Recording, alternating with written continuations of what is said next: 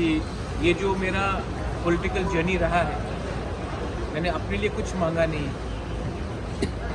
मैंने अपने लिए एक पोस्ट नहीं मांगा, एक पद नहीं मांगा, हमने कुछ नहीं मांगा। हमने सिर्फ अपने त्रिपुरा लोगों के लिए, जो एसटी लोग हैं, जो जनजाति त्रिपुरा का, उनके लिए हमने कुछ मांगा है। अगर वो गवर्नमेंट ऑफ इंडिया नहीं देना चाहती है तो वो उनका डिसीजन।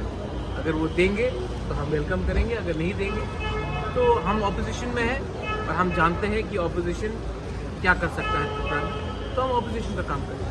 27 तारीख लास्ट डेट था, अभी तक नहीं हुआ, क्या बोलना चाहिए? ये सवाल आप होम मिनिस्टर से पूछिए, मुझसे मत पूछिए। मैं वही कह सकता हूँ जो मुझे कहा गया था। मैं अपने लाइन में हूँ, जो मुझे बोला गया था। अब अगर उनको कुछ करना है तो हम वेट करेंगे, लेकिन अगर नहीं करेंगे तो हम भी अपने एमएलए एमडीसी से बात करके आने वाले दिन में हमको क्या करना है उसके बारे में डिसाइड। आपने 24 घंटे का अल्टीमेट दिया था और आप स्ट्राइक पे जाने वाले थे।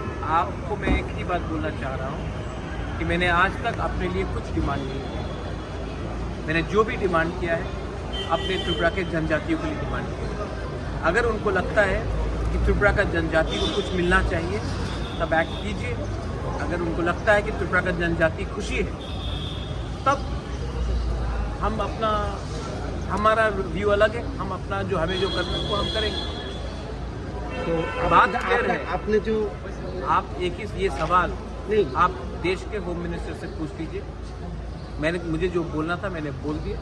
अब मैं अपने एमएलए एमडीसी से बात करूंगा। दिल्ली से मुझे बहुत फ़ोन कॉल आया है अभी तक, लेकिन जब तक मैं अपने एमएलए एमडीसी और अपने सपोर्टर्स के साथ बात नहीं करूंगा, अभी मैं मीडिया को कुछ नहीं बोलना चाहता। तो आपका जो हंगर स्ट्राइक का जो स्टैंड था उसमें रहेंगे क्या? दिल्ली से बहुत फ़ोन कॉल आया है। अगर आपको भी मेरे संग हंगर स्ट्राइक में ज्वाइन करना है तो यू आर मोस्ट वेलकम।